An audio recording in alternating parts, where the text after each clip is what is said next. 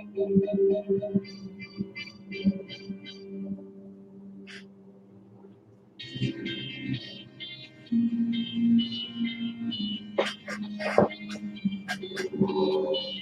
YouTube. Just hold on one quick second. I gotta get Facebook Live.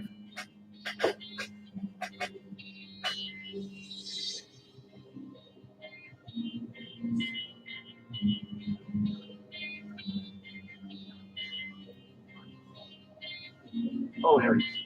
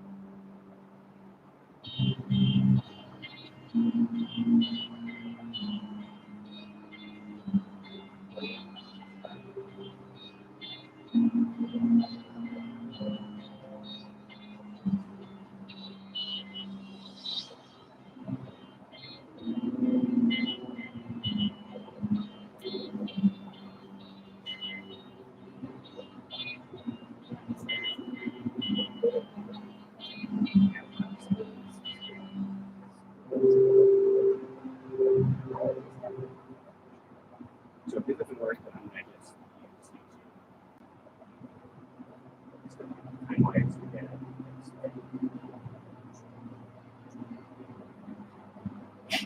All right, YouTube, give us about 3 more minutes. Thank you.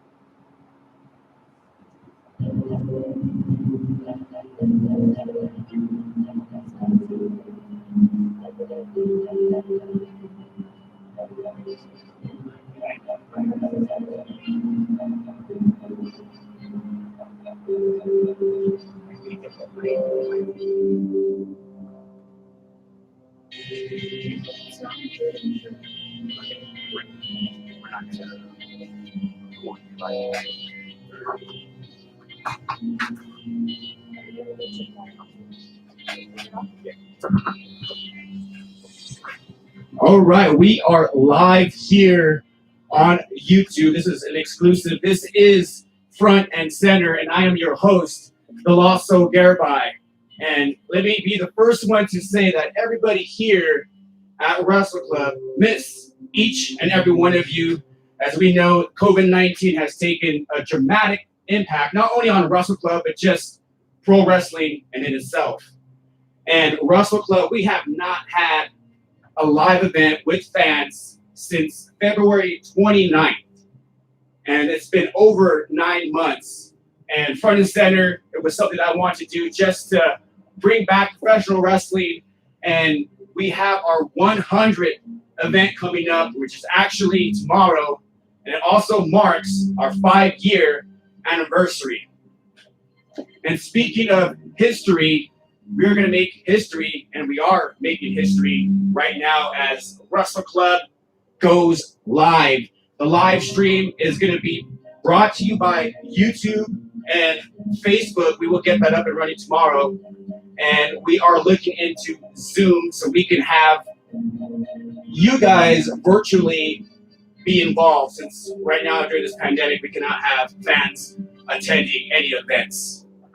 Now, some of the fans had a few questions as far as what's going to happen at 100.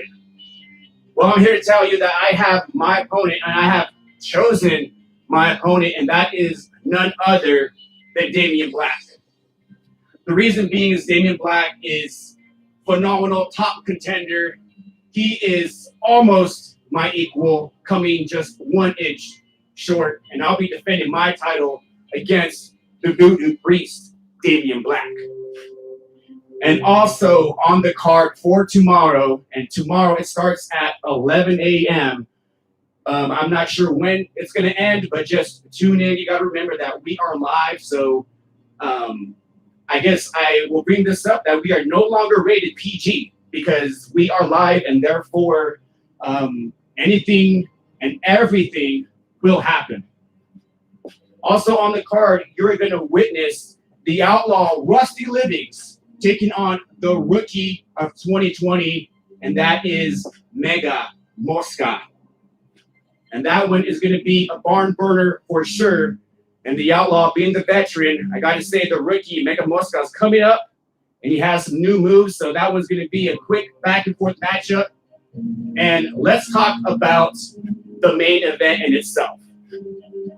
Now, since we are 100, we are in the 5 years of Wrestle Club, and I just want to just show off what the future is looking like.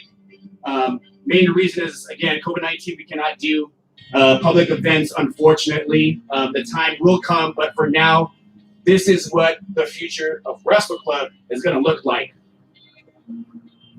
And the main event is going to be a ladder match, but it's an Idaho ladder match. People have been asking, what is the difference between a regular ladder match and an Idaho ladder match? That difference is that we do not have the belts in the center of the ring. We actually have it on the edge of the ring. And there is going to be an 8-foot ladder inside the ring and a 20-foot ladder outside the ring. And you can also climb up these ropes here. I'm not going to attempt it because I really don't want to fall flat right now. But key thing is that there is 3 opportunities to get the belts. And to top that off, if that wasn't enough, you can use any other weapon. Obviously, you can use a ladder. And the other switch to that is that an individual has to grab the belt. So let's say, for example, if Cali's Best J. Cruz grabs one of the tag belts, then that other tag belt is up for grabs, and maybe you might see Big John Henry grab that second belt. And if that does happen, then that means that J. Cruz is going to be tag teaming with Big John Henry. So you can have Project Mayhem, one of them would get the belt, but that does not mean that Project Mayhem are tag team champions. The other guy actually has to go up and get that belt. In that main event, you're going to see 8 contenders in that main event for the very first time. I have never been in the ring with 7 other contenders. Myself will be in that match after my Damian Black match. Also, Jay Cruz is going to be in that matchup. And we have King Marcus Anderson, former tag team champion, former heavyweight champion. I think he might pull this one off. Then we have Big John Henry. We have the Outlaw Rusty Livings. We have the Big Tree City Giant James Grimm. We have Damian Black of Project Mayhem, and the other half, Brad Zane, making a total of 8 people in the ring all at once. It's going to be chaotic. It's going to be crazy. Again, this is not PG-13 anymore. And without further ado, in front and center, my very first guest is none other than the hidden gem, Kiki Starling.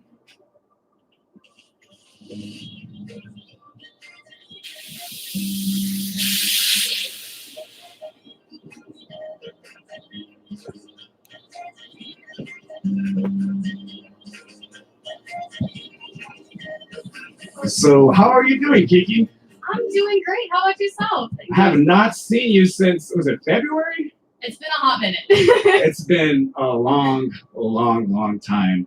Well, welcome to the very first episode of Front and Center, the very first time we are live. So hopefully we don't mess up, right? Yeah, right? Yeah, well, thank you for having me on. Even if we do mess up. Fingers crossed. But I guess we kind of did at the beginning. Got some tech issues, some Facebook issues. But you know me, I really don't do the social media. So like I'm surprised I'm able to get you two on the screen here. Technology is hard no matter what, though. Yeah, you know, I had a flip phone, but now I'm moving up in the world and I have, I think it's an Android. I'm not sure. Congratulations on your upgrade. I'm learning a lot of things. I got these new apps and stuff. It's a wreck. Not like the wrecking crew, but a wreck nonetheless. So we posted earlier on Wrestle Club page asking the fans out there. So basically, Front and Center is pretty much just asking questions from the wrestlers, getting the updates of Wrestle Club. A lot of changes have been made. There's more changes even coming. It's been 2020. That's a good sum up. let's just say that it's been 2020, but we as wrestlers are very fortunate that we at least have the ring here. We at least have a place where we can actually wrestle. Because other states, unfortunately, that's not the case. Yeah, we have our crew, we have our people. We're still going, and we're still really grateful for that. Even though we did have to take a break because it's 2020. Yeah, we'll keep it at that. So I asked the fans out there to get some questions for Kiki Starling, and you guys answered. I got 10 questions for you, Kiki, and I got my little notebook there, my little cheat sheet. Do you have a cheat sheet? Do you carry a notebook? Not with me everywhere. I have one at home that I keep my brain in because I have the memory of a goldfish, but... That's why I have a notebook. All right, first question. Why do you call yourself the hidden gem? Well, when I first started wrestling, it was kind of trying to think of something that really encompassed not just me, but like what I stood for and connecting me to the company and everything like that. And so what it really just came down to was that Wrestle Club is the hidden gem of Idaho. And so it was something that just made sense to tie me on in with everything that we do here. I think the hidden gem fits you very well. Thank you.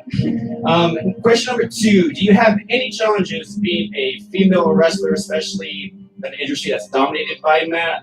I'm not being, and especially in Idaho too. Yeah. I mean, Idaho's pretty conservative. Absolutely. You being a woman, like, and being the only female wrestler, like, what are the challenges that you have faced?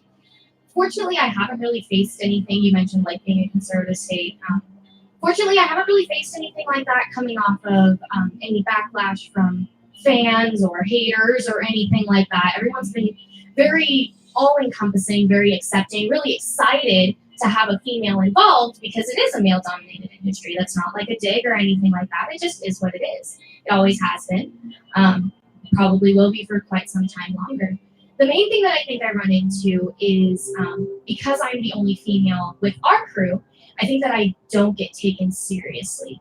I'm a lot smaller than the guys, and then I'm a girl, and it's, you know, the little girl comes in, and oh, she's so sweet. And I think that that's the main thing that I face is having to create a name for myself when the people that I'm fighting against and with, you know, almost don't take me seriously. You know, just because I am also just so small. Like, I'm not a big woman.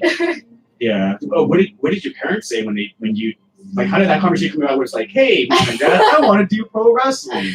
That was almost exactly how it went down. But my mom was like, oh, what? Like, very, very confused. And was not on board at all.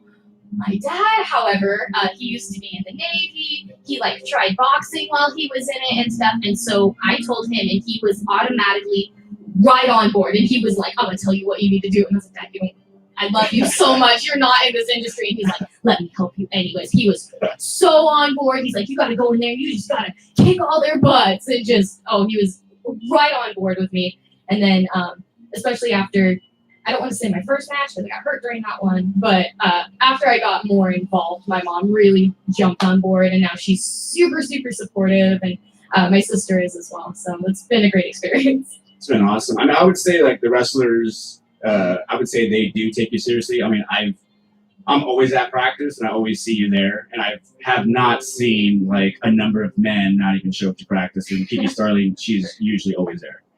Next question. What have you been doing during this lovely COVID-19 crisis? Little vacation. Well, a lot of what I've been doing really is kind of touching into more of like my artistic side. I've been doing a lot more painting. Was something that I used to do back in middle school, high school, that kind of area, and then, life. So it's just kind of been something that I've really been like getting back into in that aspect. I got a sewing machine, so I'm probably going to start sewing soon. Are you going to sew your own gear? I would like to. I think that'd be fun. Like, come out and be like, yes, I made this, thank you. I know what it feels like. But,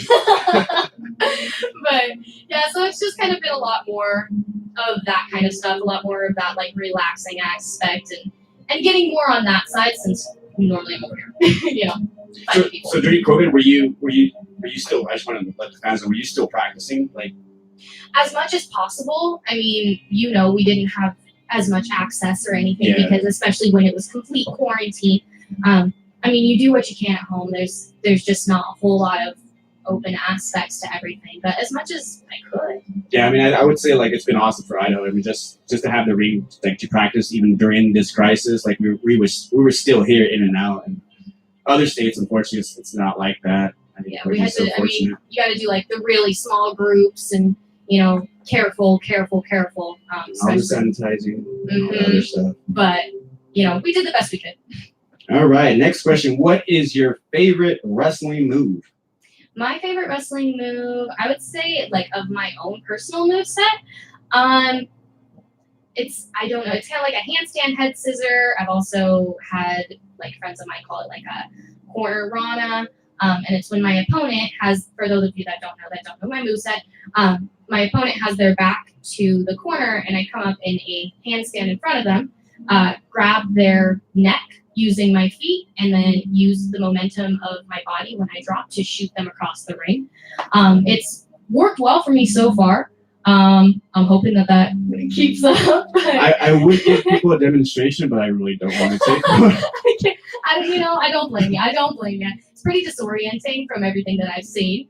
That's why I use it. I haven't been on the receiving end, so I don't want to take it. All right, next question. Who is your favorite wrestler?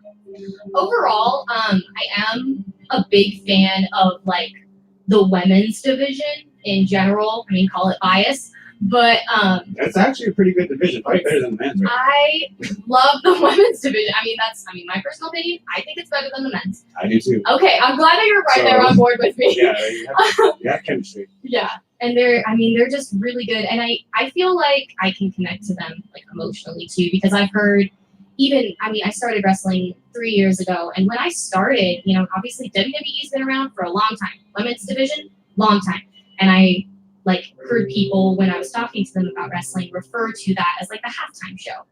So it's and then when WWE came here, that was when people got up, was when the women were fighting, and so it's like I can empathize with that because I feel that, I feel that not being taken seriously. I feel that being like, well, they can't fight just because they're just not expected to. But that being said, lately I've been really into NXT. That's the place. Yeah. Oh, I love it. There's a lot of, excuse the pun, but a lot of hidden gems there, and right now I'm really into Shotzi Blackheart as well as Rhea Ripley. Just two very VA women who come in, no nonsense, big attitude. They're going to come in, they're going to get the job done, they're going to kick butt while they do it. And I just have a lot of respect for that. So, you bring up the women's division. So, here, there's obviously this is just my personal question. I'm going to throw my own question in there. So, there's, no women here. So, you're, yes. Pretty much, every match you have to face a male. Yes.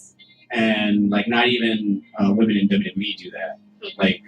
It's on a consistent basis. Yeah. Where you know that each and every time that you have a match, yes. you're going to be facing a male. Yes. Now, knowing that each and every day, how do you feel about, maybe finally someone from Idaho comes in and trains, and then finally you get that female versus female match? I would love that, honestly. Fighting with the guys is good and everything. Sometimes I do feel a little David versus Goliath. I had one match against the King, and he is so much bigger than me, and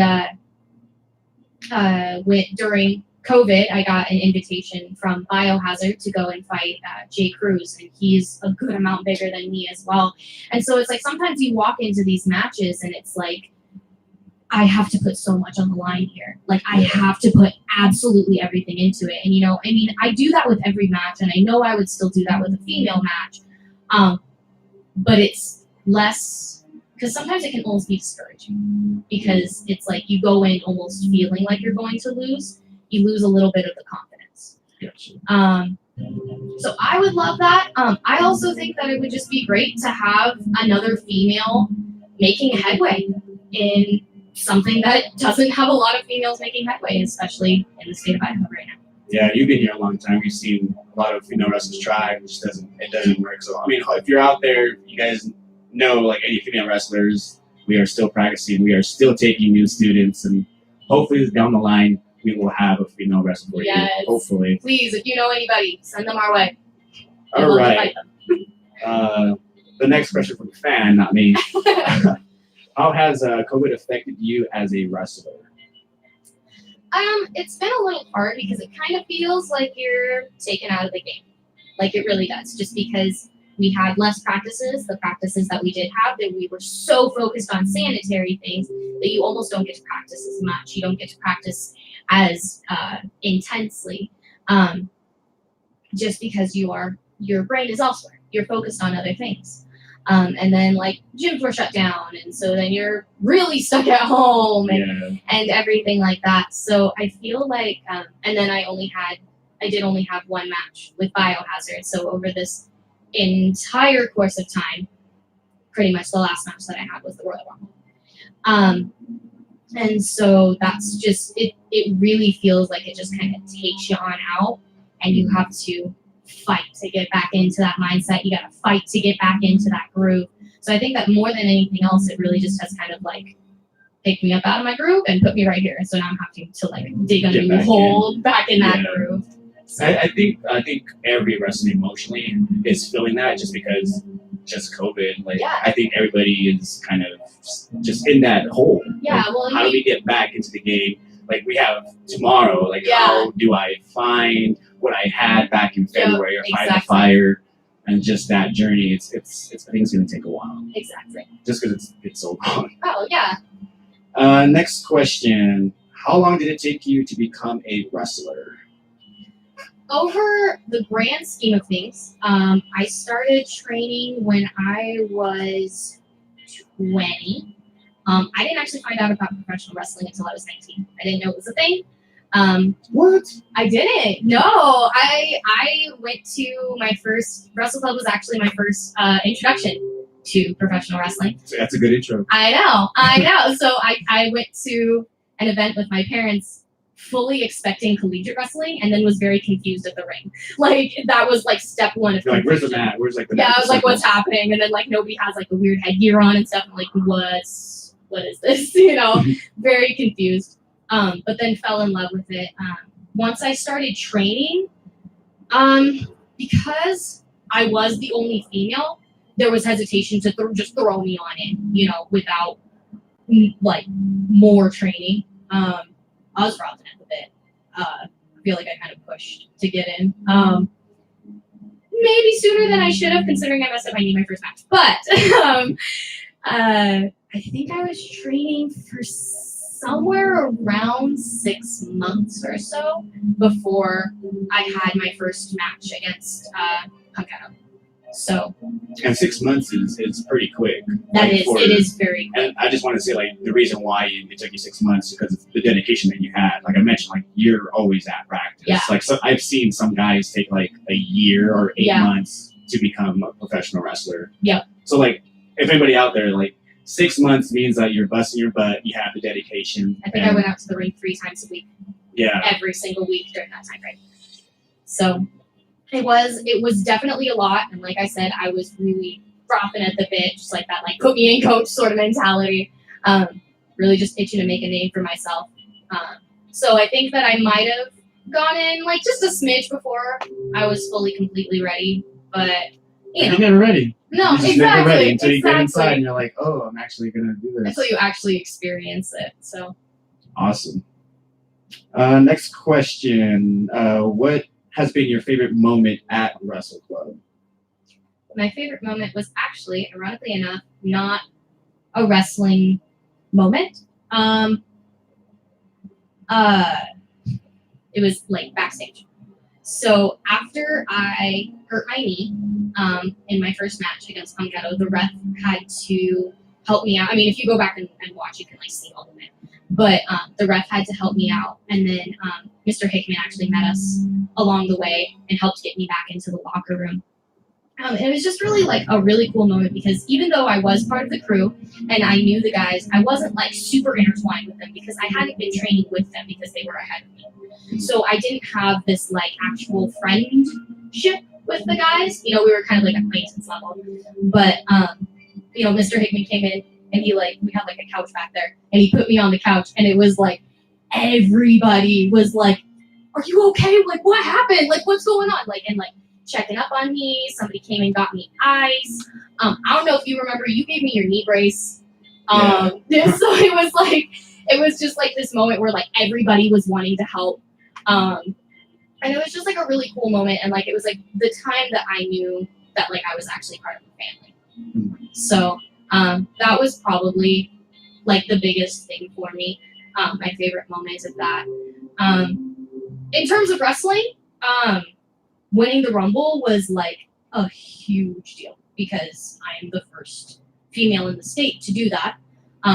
Making me the first female to have a title shot. So that is all like in terms of like my wrestling career and like just honestly like the awe-inspiring factor of that, knowing that comes to me. That's my favorite like wrestling. And you're also the first female to win a Rumble, a Battle Royale too. So first female to win the Battle Royale, first female to get a title shot. So in your like proudest moment was actually you almost having like a career-ending injury. Yes, is what you're saying. That was my favorite moment. Well, it was the I'm a very emotional person. I cry on a daily basis. So it was the emotions behind it and just that everybody cared. Like I said, it really felt like a family, not just a wrestling group. So I think that's pretty awesome. You can find like positive and negativity, especially when it could have ended your career, Yeah, I mean, I have you can't see it. I have my knee brace on right now. So it is something that affects me even now, 3 years later. So it wasn't like a small thing, but I am grateful for it because of that moment. Well, hopefully you have more moments in Wrestle Club. Question number 9. Would you wrestle out of state? My preference legitimately is Wrestle Club. This is kind of my stomping grounds. This is, my comfort zone. These are the guys that I fight. This is my family. This is my crew. I don't think I would necessarily be super opposed, maybe a little bit further down the line. But for right now, I do really I enjoy having my matches here. I enjoy my fan base here. They're very loyal and they love me and I love them and we get excited for each other, just existing. And so that I think is my favorite part about being here. So I might in the future, but for right now, this is my home. Idaho is Idaho, right? Yeah. All right, last question, and it looks like there's 2 questions to the last question. At Resolution, you won the Battle Royale in which you earned a title shot at any title on the roster. Yes. What title are you choosing, and when is it going to happen? And I'm kind of curious because I'm the heavyweight champion. So, and 100 is tomorrow. You look nervous. Why are you nervous? No, actually, I've had the time to put thought into this. But there really was a lot of contemplation because I wanted, this is something that's really serious for my career, for history of professional wrestling in the state of Idaho, especially for female professional wrestling in the state. And I respect you as a wrestler in and out of the ring. I think that you do a really great job, and I think that you hold yourself in a way that's very respectful. And so I think that you deserve to keep your title. I don't want to be the person to fight you for them. Yes. I'm really... You look terrified the whole time I was talking. I'm like, I respect you, so but I'm taking it away. No, it's not okay, you. Good. That's why I had this show. That's the whole purpose. However, that being said, with my biohazard match with Jay Cruz, I've gotten the glimpses of him here and there, and obviously I've seen him wrestle. And he is not someone who, to me, holds himself in a respectable manner. He doesn't treat other people with respect in the ring or out of the ring. He's a punk who runs his mouth. And I personally am getting really tired of it, especially because he's now, since the biohazard match, he did win the match and has been lording that over my head. I think he's been champion for over a year now, too. It's been quite some time. And I think that that's time that changes. And so you can be sure that I will be bringing my all to this match to make myself proud and as well as the fans to be making waves and trying to take that title. And I've also decided that tomorrow at our 100 would be a great time to do that. So tomorrow we're going to have Kiki, the Hidden Gem Starling, taking on the Untitled Champion, Cali's Best, Jay Cruz, for the belt. Absolutely. So that means all titles are going to be on the line tomorrow. Yes, they are. Well, before we go and finish this very first live stream for Wrestle Club, we have another live stream tomorrow, which is probably going to be our biggest event of the year and just something new for all of us, me and you. Like, we've never done live stream ever at all. So First time. yeah, very first time for Idaho. So even though we have this COVID thing happening, we're still making history. You're making history tomorrow, going against Jay Cruz for the Timber belt. Yes, it's not me. What happened? Are you going to be involved in the ladder match? I'm not. No. I somehow I got involved in it. You got looped in. It's okay. Yeah. It's okay. Well, I wish you the best of luck. Before we sign off, I just want to tell everybody to check out her past matches. You can go to YouTube, just check out the back dates. I believe it's only exclusive on YouTube. Facebook, we usually only post, I think it's from 2018 on.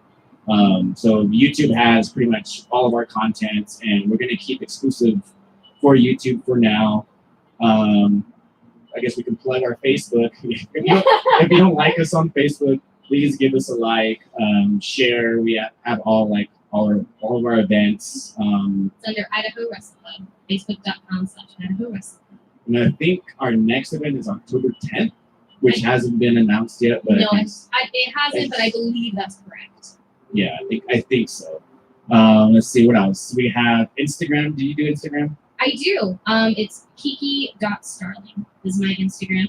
I'm not super active on social media. I'm not great about it. But that is mine if you would like to follow me there and get any updates on that one as well. Do you have a Twitter?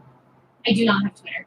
I do have a Facebook though. If you just look up Kiki Starling, STARLING, and then Kiki's KIKI. But yeah, so those are the two. If I'm gonna post anything, it's gonna be on one of those two. Sweet. So make sure you follow Kiki, the Hidden Gem Starling. Is there anything you want to say before we go off? Any plugs? No, nothing but tomorrow. Yep, tomorrow is going to be 100, and for next week we are going to have a very special guest, Dr. Steve Superbisto. Oh. So we're going to be asking him some questions. A lot has happened with Wrestle Club, as we know. Management stuff has changed. Patrick Holloway and that man are no longer the owners of Wrestle Club. Wrestle Club did go out of business, but now we're back, and we have new management. That's going to be next week. This is Kiki the Gem Starling. I'm the Lasso Garby. Live stream. We will see you later. Thank you all. Bye. That's so scary. All right, now I got to figure out how to turn this off.